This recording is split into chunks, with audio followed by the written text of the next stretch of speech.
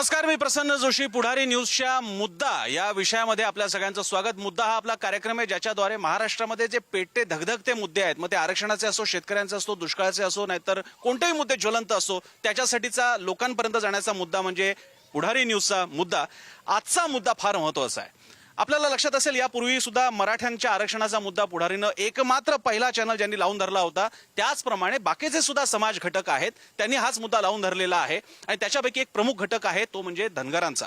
धनगरांनी सुद्धा आता मागणी केलेली आहे की, आणि ती जुनी मागणी आहे की, अरे आमच्या आरक्षणाच्या मुद्द्याचं काय, किती अभ्यास करणार, किती समित्या नेमणार, आता आम्हाला आरक्षण दिलं पाहिजे, आम्ही स्वस्थ बसणार नाही आहोत.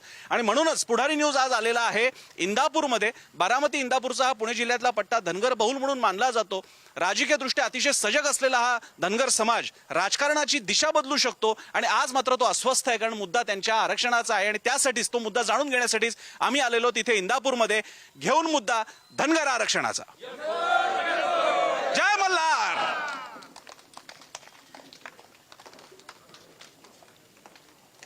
धनगरांच्या आरक्षणाचा मुद्दा असेल आणि येळकोट येळकोट जय मल्हारची घोषणा होणार नाही असं होणंच शक्य नाहीये. सगळ्यांचं स्वागत करतो या कार्यक्रमामध्ये पुढारी न्यूज तर्फे. आणि आता हा मुद्दा खऱ्या अर्थानं आपण लावून धरणार आहोत, आणि त्यासाठी माझ्यासोबत मान्यवर आहेत. मी सगळ्यांची पहिल्यांदा ओळख करून देतो आणि त्यानंतर कार्यक्रम सुरू करू. माझ्यासोबत इथे आहेत गजानन वागसे, भाजप जिल्हा अध्यक्ष आहेत ओबीसी सेलचे, त्यांचं स्वागत. ॲडव्होकेट प्रकाश वाघमोडे आहेत, ज्येष्ठ कायदेतज्ञ धनगर आरक्षण विषयाचे. डॉक्टर शशिकांत तरंगे आहेत, सदस्य आहेत ते धनगर आरक्षण कृती समिती महाराष्ट्र राज्य.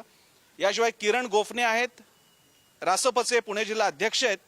त्याचप्रमाणे दादा थोरात समन्वयक आहेत धनगर आरक्षण समितीचे. आणि कल्याणी वाघमोडे या आहेत अध्यक्ष क्रांती शौर्य सेना महाराष्ट्र राज्य. सगळ्यांचं स्वागत. पहिल्यांदा मुद्दा असा असणार आहे की, नेमकं झालंय काय आरक्षणाचं, धनगर आरक्षणाचं काय नेमकं आहे, काय त्यांची मागणी आहे. म्हणजे आपल्याला साधारणपणे माहित असतं की धनगरांचं एक म्हणणं आहे की आम्हाला एसटी मधून आरक्षण द्या, पण त्यांना मुळात आरक्षण आहे. मग एनटी मधून एसटी साठी एवढा आग्रह का? धनगर समाजाचा हा लढा कमी नेमका कशाच्या बाबतीत आहे? संशोधनाच्या अभ्यासाबाबतीत मागे पडतोय मुद्दा, की राजकीय इच्छाशक्ती? राजकीय इच्छाशक्तीच्या उदासीनतेमुळे आजपर्यंत धनगर आरक्षण मिळालेलं नाही. बाकी धनगर समाजाने आतापर्यंत जे लढे उभा केले ते अतिशय नियोजनबद्ध केले, अभ्यासपूर्ण केले. माझ्याकडे इथे धनगर समाजाची लोकसंख्येचा 2002 ते 2003चा भारत सरकारचा रिपोर्ट आहे. यामध्ये सुद्धा जर तुम्ही बघितलं तर धनगर समाजाची लोकसंख्या आणि धनगर समाज हे लोकसंख्येची जमाती, ओरान धनगर समाजाची लोकसंख्या हे भारत सरकारने दर्शवलेले, आणि ओरान ही धनगर समाजाची समकक्ष जात आहे. ही अनेक अहवालातून आम्ही सरकारपर्यंत पोहोचवलं. यामध्ये आम्ही विविध राज्यातील धनगर समाजाच्या आणि अनुसूचित जमातीची याद्या काढल्या. त्यामध्ये बिहार सरकारमध्ये स्पष्ट उल्लेख आहे की, आपण बघा इथं बिहार, इथं धनगर आणि ओरान स्पष्ट आहे. धनगर हा शब्द स्पष्ट आहे ना, तिथं कुठेही ओरान वगैरे, ओरान ऑब्लिक धनगर असा शब्द आहे. त्यामुळं ते शब्द छल काय नाही. आणि स्वर्गीय वसंतदादा पाटील यांनी 30 मार्च, मगाशी त्या माणसाने 66 साल सांगितलं पण नव्हे, 30 मार्च 1978ला त्यांनी इमर्जन्सी संपल्यानंतर सुद्धा त्यांनी पत्र दिलं होतं शासनाला, केंद्र शासनाला, की धनगर ही जात आहे, तिथे एसटीच्या प्रवर्गात आहे, त्यांना आरक्षण द्या असं अंमलबजावणीचं शिफारस पत्र त्यांनी दिलं होतं. ते 1980 साली अंतुले मुख्यमंत्री झाली. त्याच्यानंतर पवार साहेबांचं पुलुत शासन आलं होतं, त्यांनी नाही घेतलं माघारी. परत बॅरिस्टर अंतुलेंनी नाही घेतलं. मात्र बॅरिस्टर अंतुल्यानंतर बाबासाहेब भोसले हे मुख्यमंत्री झाले. यांच्या कालावधीमध्ये ते पत्र परत मागून घेतलं. मग त्याच्या अटी वसंतदादांना त्या माहित होतं की ह्या अटी पूर्ण करते धनगर समाज, तर त्याच्यानंतर ह्या अटी पूर्ण करत नाही धनगर वगैरे, हा प्रवाद आला कशा करता? आपण यासाठी लोकांमध्ये जाऊयात, लोकांचं म्हणणं जाणून घेऊन मी पुन्हा एकदा आपल्या सगळ्या सदस्यांकडे, इकडे पॅनलवरच्या सदस्यांकडे. बोला. आजपर्यंत कुणाचंही आज इतकं मोठं आंदोलन झालं नाही, एवढं धनगर समाजाचं आंदोलन बारामतीत शरद पवारांच्या त्या ठिकाणी झालं. आणि त्यांना वाटलं की हे राष्ट्रवादीच्या ह्याच्यातील लोक असतील म्हणून असं त्या ठिकाणी केलं. आणि त्यावेळेस प्रदेशाध्यक्ष देवेंद्र फडणवीस होते, ते त्या ठिकाणी आले. देसाई साहेब होते, यांच्या सहीनी पत्र डॉक्टर शशिकांत तरंगे त्या ठिकाणी स्वतः आमरण उपोषणासाठी बसले होते आणि त्यांनी सांगितलं होतं की तुम्ही उपोषण माघारी घ्या आणि आमची सत्ता आल्यानंतर पहिल्या कॅबिनेटमध्ये तुम्हाला धनगरांना आम्ही आरक्षण देऊ. टीस वगैरे काही नेमण्याची आवश्यकता नव्हती, पण यांनी वेळ काढण्यासाठी आपण हा प्रश्न वाकसेंना विचारणार आहोत, कारण त्यासाठी मला वाकसेंकडे जावं लागेल. वाकसेजी, हे सगळं मीडिया समोर आलेलं आहे आणि इनफॅक्ट भाजपने वेळोवेळी म्हटलेलं आहे की आमचा पक्षाचा जनाधार ओबीसी आणि म्हणजे त्यांच्या बोलण्याचा अर्थ असा होता की हा बाकीचा सगळा प्रचंड मोठा जनसमुदाय हा आमचा खरा डीएनए आहे.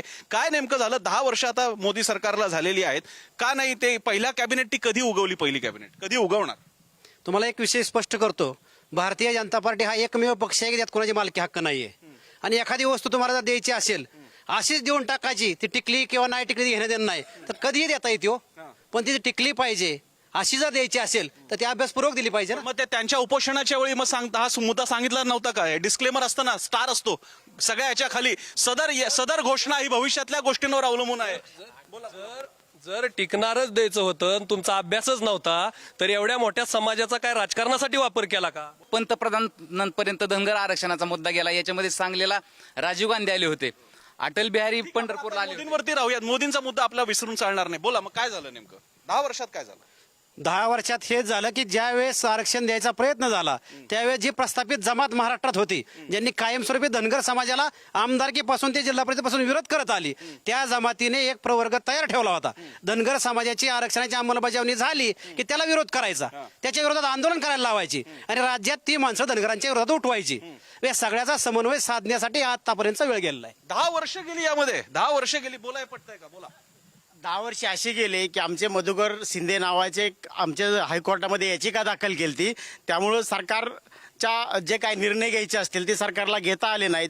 म्हणून तो मध्यंतरी धनगर आणि र आणि डचा फरक आहे असं सरकारने ॲफिडेविट दिले. असं आम्ही पाठीमागच्या 15 दिवसापूर्वी सरकारची समिती नेमायचं काम झालं, त्याच्यातून आम्हाला डिसेंबरपर्यंत वाट बघायला सांगितले. आता आम्ही डिसेंबर नंतर लढा उभरायचं पुढं निर्णय घेऊ जर आम्हाला नाहीच मिळालं डिसेंबरपर्यंत. माझा प्रश्न इकडे असा आहे. बोला बोला बोला. इकडे बोलणार आहे कोणी? तुम्ही बोलता. येतो सगळं. यामध्ये मला आवर्जून आपल्याला सांगायचंय, यामध्ये धनगर समाजाची मागणी नाही की आम्हाला आरक्षण द्यावं. ऑलरेडी धनगर समाजाला या भारतीय राज्यघटनेने आरक्षण दिलेले, त्याची आम्हाला अंमलबजावणी करायची. कोण बोलणार आहे? बोला बोला बोला. बसून बोला. मी आहे तुमच्याकडे, मी येतो. बोला. ज्यावेळेस बाबासाहेब आंबेडकरांनी घटना लिहिली त्या घटनेमध्ये धनगर समाजाला एसटीचं आरक्षण दिलेलं आहे आणि फक्त त्या एसटीच्या आरक्षणाची अंमलबजावणी करण्यासाठी त्यावेळेसपासूनच्या प्रत्येक राजकीय पक्षाने असेल, पुढाऱ्यानं असेल, धनगर समाजाचा फक्त मतापुरता वापर केला आणि आजपर्यंत धनगर समाज महाराष्ट्रामध्ये 2 नंबरचा समाज आहे आणि एवढ्या मोठ्या समाजाचा फक्त मतासाठी वापर कसा केला जाऊ शकतो, तर हा आरक्षणाचा मुद्दा आतापर्यंत लांबवायचा आणि प्रत्येक इलेक्शनला प्रत्येक 5 वर्षांनी आरक्षणाचा मुद्दा समोर आणायचा. नाही, पण हे आपल्याकडे दादा भाजपचे प्रतिनिधी आलेले, ते म्हणतात की आम्हाला नुसतं देऊन टाकायचं नाहीये, टिकणारं आरक्षण द्यायचंय, टिकणारं आरक्षण द्यायचंय. मी सुद्धा भाजपचाच कार्यकर्ता आहे. माझ्या म्हणण्याचा उद्देश एवढाच की भाजप असेल, राष्ट्रवादी असेल, शिवसेना असेल, नाहीतर राज्यामधला अजून कुठलाही अनेक पक्ष असेल, मला कुठल्या नेत्याचं घेणं देणं नाही. साहेब, इथं फक्त सत्तेचं राजकारण आहे आणि दर पंचवार्षिक योजना म्हणून प्रत्येक वेळेस कोणाला तरी एखाद्या धनगराच्या नेत्याला उठवायचं, त्यालाच काहीतरी मालपाणी द्यायचं किंवा त्याची रसद पुरवायची आणि त्यालाच उठवायचं. 2 महिने 3 महिने त्याला नाचवायचं आणि परत तो ग बसला की काय परत 5 वर्ष कोण बघत नाही धनगरांचं आरक्षण. इथं कुणालाच धनगराचे आरक्षण कुठल्याच राजकर्त्याला द्यायचं नाही. आता डिसेंबर मधले 8 तारीख ते 9, 10 3 दिवस फास्ट कोर्ट चालणार आहे मुंबई हायकोर्टाचं आणि 3 म्हणजे 50 दिवसाचा अवधी आहे. 50 दिवस वाट बघू ना. 70 वर्ष काय झोपली होती का सगळे? 50 दिवस दम काढू. नसेल तर आपण कुठलं सरकार आलटू पलटू शकतो. मी सुद्धा भाजपचाच कार्यकर्ता आहे, पण भाजपला सुद्धा आपण पलटू शकतो हे नाही दिलं तर. आलो 1 मिनिट आलो. पुढे आलो. थांबा. मी आता पुढच्या पॅनलला येतो. बोला. आपल्यासोबत नवीन पण पाहुणे आहेत. 1 मिनिट परत बोला. डिसेंबर महिना आम्हाला दाखवला जातोय की आरक्षणाचा निकाल लागणार आहे, तोपर्यंत आचारसंहिता लागल्यावर काय करायचं? म्हणजे हा मुद्दा अशा पद्धतीने आहे की धनगर समाजाचं सरकारवरती रोष नाही गेला पाहिजे, याच्यासाठी हेलिकॉप्टर देऊन नेत्यांना फिरवलं जात आहे. धनगर आरक्षणाची सुनावणी पुढच्या डिसेंबर पर्यंत पुढे ढकललेली आहे. याच्यासाठी तुम्ही का प्रयत्न करत नाही? आमदार आहेत तुम्ही, आज फिरून लोकांना सांगताय शरद पवारने वाटोळं केलं म्हणून सांगतात, भाजपने काय केलं म्हणून सांगतात ते. बोला. आमचे मित्र जे बोलले ते राष्ट्रपतीचे प्रतिनिधी आहेत. मी त्यांना एक सांगतो, गोपीचंद पडळकर हे धनगर आरक्षण मागणीचं सुधारित वर्जन आहे, 5G वर्जन आहे. हेलिकॉप्टर कोणी दिलेला भीक दिलेली नाहीये. हेलिकॉप्टर दिलं. जोपर्यंत ते रासपामध्ये काम कर मुळामध्ये हे आम्हाला ह्या भाजपचं राष्ट्रवादीचं ह्याचं काही देणं घेणं नाही. आतापर्यंत आमचं असंच वाटोळं केलेलं ह्या सगळ्यांनी. योग्य मुद्द्याला हात घालायचा सोडून हा भाजपचा तो राष्ट्रीयचा करून करून धनगर समाजाची 75 वर्ष वाया गेली. मागाशी रासपाचा उल्लेख आला. रासपाचा धनगर आरक्षण तर सोडा, 2014च्या सुमारास ज्यांनी बारामतीमध्ये सुप्रियाताईंना सुद्धा टफ फाईट दिली होती ते आम्हाला नंतर जानकर दिसेनासे झाले जवळपास. ही अवस्था कोणी आणली त्यांच्यावर? मला तेच सांगायचंय. आमच्या मित्रांनी मगाशी टार्गेट केलं एका नेत्यांना. त्यांचे नेते मंत्री होते हो. मंत्री असताना किती वेळा आरक्षणाची आठवण करून दिली त्यांनी सरकारला. मित्र पक्षाला किती वेळा आठवण करून दिली. मला एक सांगा, एकाही सरकारने आतापर्यंत 1000 कोटीचे साधे तरतूद सुद्धा केली नव्हती. आज पंतप्रधान उपमुख्यमंत्र्यांनी तरतूद केली आहे ना 1000 कोटी. धनगर समाजाची तरतूद आहे. सर्वप्रथम धनगर समाजाला काय सुखसुविधा मिळते हे जानकर साहेबांनी अस्तित्वात आणले आणि आम्हाला कुठल्या नेत्यावरती बोलायचं नाही. परंतु राजकारण कोणी करू नका. राजकारण गेलं खड्ड्यात. फक्त इथं अंमलबजावणी झाली पाहिजे धनगर समाजाला. आम्हाला धनगर आरक्षण पाहिजे. कुठल्या पक्षाची गरज नाही. फक्त धनगर आणि धनगर आरक्षण द्या. बाकी विषय सोडून द्या. सर मुद्दा हा आहे पक्ष कुठला पक्षाचा विषय नाही इथं. मुद्दा आरक्षणाचा आहे सर. पहिल्या कॅबिनेटमध्ये आरक्षण देतो म्हणले. आता किती पहिले कॅबिनेट कधी येणार आहे? पहिली कॅबिनेट कधी येणार आहे सर? तुम्ही कशात आरक्षण बोलायला? एक मिनिट, हे नवीन आपल्यासोबत नवीन आणखी हे आलेले आहेत. बोला दादा, सदस्य बोला. मी बाबासाहेब चौरे, भाजपचा राष्ट्रीय परिषद सदस्य आहे. मी काही पक्ष म्हणून इथं आलेलो नाही आणि आतापर्यंत कुठल्या पण माझा एक प्रश्न आहे. मला सांगा, मी पक्ष म्हणून आलेलो नाही असं म्हटलं की पक्ष या टीकेपासून वाचायचं, पण शेवटी सत्ताधारी हा पक्ष असतो आणि पक्षाचा माणूस असतो बसलेला. बरोबर आहे. मग विचारायचं नाही का? म्हणजे असं झालं की मी इकडे येऊन म्हणायचं की माझा एक प्रश्न आहे पण मी पुढारी न्यूजचा नाहीये. असं कसं चालेल? मी पुढारी न्यूजचा आहे. का मी तुम्हाला वस्तुस्थिती सांगितली, आता वस्तुस्थितीच बोलणार आहे. आजपर्यंत धनगर समाजाला सर्व राजकीय पुढाऱ्यांनी, सर्व राजकीय पक्षांनी खेळणं म्हणून वापर केलाय. परंतु आज हा लढा धनगर समाजाच्या सुशिक्षित माणसानं, तरुणानं सगळ्यांना हातात घेतलेला आहे. आता जर कोणी काही केलं नाही, आता खोटे आश्वासन द्यायला गेले ते संपणार आहे सगळे. माझ्या इकडे कोणी गोपीचंद पडळकरांचा कार्यकर्ता आहे का? कारण मला त्यांना पण प्रश्न विचारायचा. असं नको व्हायला की मी त्यांना विचारलंच नाही. कोणी आहे का इकडे पडळकरांचा कार्यकर्ता? आपण पडळकर आम्हाला जेवढे इतके ऍक्टिव्ह दिसले होते 2014 पासून, मग आता असं नेमकं काय झालं की आरक्षणाच्यासाठी? कारण आता सरकार आहे, ते सरकारच्या बरोबर सामील सुद्धा आहेत. मग काहीतरी आवाज द्या, काहीतरी आंदोलन पुढे न्या. चला रासकर तर आता एकदम मागे पडल्यासारखे झालेत, पण किमान जानकर तर आता मागे पडलेले, पण किमान पडळकर तरी.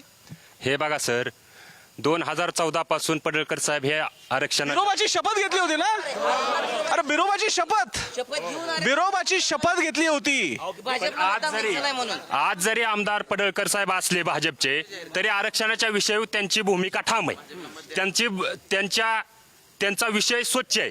त्यांनी जे महाराष्ट्रभर आज आरक्षणासाठी लढा उभा केलाय, जे आमच्या पक्षातले इतर समाजाचे नेते आहेत, आज खऱ्या अर्थाने पाहिलं गेलं तर आरक्षणाच्या लढ्यासाठी त्यांनी ऍक्टिव्ह व्हायला हवं होतं, पण ऍक्टिव्ह झाले नाहीत.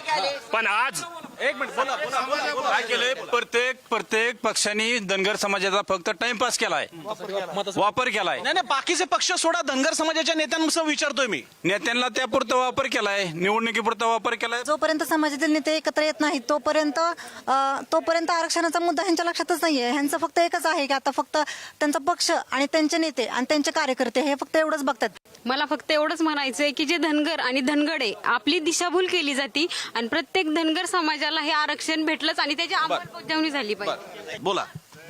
धनगर आरक्षण अंमलबजावणी हा व्यक्तिशः प्रश्न फक्त धनगर समाजाचा आहे. पण 2-3 दिवसापासून तुम्ही बारीक अभ्यास करा. एक 3 पोपट आहेत, विस्कटलेल्या राष्ट्रवादीचे 3 पोपट बोलतायत. एक अतुल बेनके, दिलीप वळसे पाटील आणि ती झिरवळ का झिरपळ. त्या बेनकेचा, दिलीप वळसे पाटलाचा ह्या आरक्षणाचे संबंध काय हो? ह्या आरक्षणाच्या ह्या दोघांचाही काही संबंध नाही. ते सरकारमध्ये ना, वळसे पाटील हे सरकारमध्ये मंत्री आहेत. जर भाजपला एवढंही वाटतंय तर हाकलून द्यावा ना. भारती पवार केंद्रीय मंत्री त्या कोणाच्या आहेत हे भाजपच्या लोकांना मला विचारायचं आहे. बोला. आमच्या आरक्षणाचा जो खेळ होतोय तो राजकीय अस्थिरतेमुळे होतोय. म्हणजे आता जर आपण पाहिलं तर काही एक पक्षातील नेते उठतायत, जेव्हा की ते लोकप्रतिनिधी आहेत, त्यांनी कुठल्याही समाजाची बाजू घेऊन नाही बोलायला पाहिजे. आता जो तिघांचा मुद्दा मांडला होता यांनी, पण मला हे नाही कळते की मग हे तिघे बोलतायत, नाही बोलत, सोडून द्या ना. तुम्ही का नाही करत? बोलायचा विषय असा आहे की त्यांचे ज्योतिषी कोण आहेत, त्यांना बोलायला लावणारे ज्योतिषी कोण आहेत? कोण आहे ज्योतिषी? बारामतीच्या ज्योतिषी यांना बोलायला लावतोय. आणि पहिल्यापासून ऐकून घ्या, आज इंदापूर तालुक्याचा आमदार इंदापूर तालुक्याचा आमदार धनगर समाजाचा आहे. गोपीचंद पडळकरांना तुम्ही विचारताय, त्या आमदारांनी गोपीचंद पडळकरांना सहकार्य करायला पाहिजे. विधान परिषदेत विधान भवनात प्रश्न विचारला पाहिजे. अख्ख्या महाराष्ट्रामध्ये जनतेतून फक्त महाराष्ट्रामध्ये इंदापूर तालुक्याचा आमदार जनतेतून आलेला आहे. पडळकर साहेबांना या जनतेच्या नावावरती विधान परिषदेमध्ये घेऊन या महाराष्ट्राचा नेता म्हणून मिळवलं जाते. 3 नेते आहेत की ज्यांना शरद पवारांनी ह्या मुद्द्याला अडचण आणण्यासाठी उभं केलेलं असा त्यांचा दावा आहे. सर मी तर म्हणतो जर खरंच हे नेत्यांना सगळ्याच पुढाऱ्यांना धनगर समाजा पुढाऱ्यांना धनगर जातीचा कळवळ असेल किंवा उन्नती करायची असेल तर द्या ना पदाचा राजीनामा, फक्त धनगर म्हणून या ना पुढं, काय अडचण आहे? कशाला पक्ष तुम्हाला पाहिजे? पडळकरांनी राजीनामा द्यावा विधान परिषद. ज्यांना धनगर म्हणून घ्यायचंय भरणे मामापासून पडळकर सगळ्यांनीच राजीनामा द्या ना. आता राहिली किती दिवस सत्ता 3 महिने राहिले ना. राजकारणाचा विषय आणला की एकतर पक्षीय काही बोलू नका, पक्षभिक्ष काही नाही, म्हणजे जो पक्ष सत्तेत असतो त्या पक्षाचं नाव नाही घ्यायचं, आणि शिवाय हे मुद्दे मात्र मागे राहतात. तुम्ही कशा प्रकारे बघता, काय मार्ग दिसतो तुम्हाला? हे पहा, सगळ्यांनी सांगितल्याप्रमाणे सर्व पक्ष धनगर समाजाचा मतासाठी वापर करून घेत आहेत. मात्र आरक्षण कोणी देत नाही. तर सगळ्या धनगर समाजाने खरं आपला पक्ष विसरून एकत्र येऊन फक्त धनगर समाजाची मागणी लागू करा एवढंच सांगितलं पाहिजे, बस बाकी काही सांगितलं नाही. जे आहेत महाराष्ट्रामध्ये तुम्ही जर बघितलं तर धनगर समाजाचा 1 आमदार, 2 नंबरची लोकसंख्या. पण हे का घडतंय याच्यावर धनगर समाजाच्या कार्यकर्त्यांनी सुद्धा चिंतन केलं पाहिजे की ज्या वेळेस आमचे शिवाजी बापू शेंडगे आमदार होते त्यावेळेस त्यांचा लगेच कवठेमंकाळ मतदारसंघ विभागीय रचनेमध्ये फोडला. तसंच पोपटराव गावडे शिरूरला आमदार होते, त्यांचा लगेच आंबेगाव शिरूर फोडला. त्याच पद्धतीनं खामगाव बुलढाणा जिल्ह्यातील तिथं शेगाव फोडला.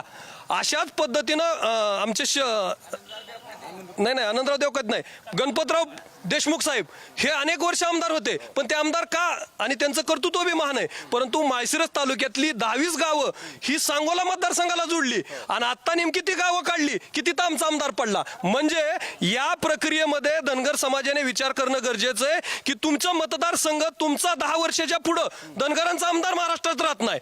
काही घडतंय तर तुमचा आमदार स्टेबल व्हायला लागला की मतदारसंघ फोडायचा आणि धनगर समाजाची लोकसंख्या घटित करायची. या वेळेला आता जी मुदत दिली आहे त्या मुदतीमध्ये जर ह्या सरकारनं निर्णय नाही घेतला तर मी चौरे साहेब ऐका, एक मिनिट, तुमचं म्हणणं बरोबर आहे. हा आता शेवटची अल्टिमेटम आपण दिलेला आहे. या एक मिनिट ऐका जरा,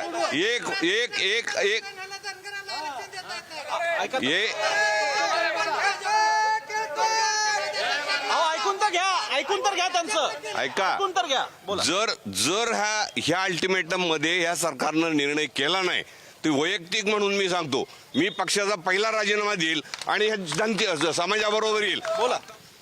बारामती लोकसभा मतदारसंघात जवळपास कोटीच्या आसपास धनगर समाजाचं मतदान आहे. पारंपरिकरित्या पाठीमागच्या 60-70 वर्षात पवार घराण्याला डोक्यावर घेतलेलं आहे. त्या पवार ऐकून घ्या, आता राज्यातलं 1 कोटीच्या आसपास मतदान आहे. आतापर्यंत बारामती लोकसभा मतदारसंघात जेवढं धनगर समाज प्रस्थापित नेते आहेत त्या सगळ्यांनी आतापर्यंत पवार साहेबांना खांद्यावर घेतलं होतं. ते शरद पवार का धनगरासाठी काय करत होते? काही केलेलं नाही. तुम्ही आता सांगताय पक्षाला टार्गेट करायचं नाही, ठीक आहे ना. तुम्ही पक्षावर जरी बोलायचं झालं तरी त्यांनी आतापर्यंत धनगर समाजाला केलेला एखादा मंत्री दाखवू शकता का तुम्ही?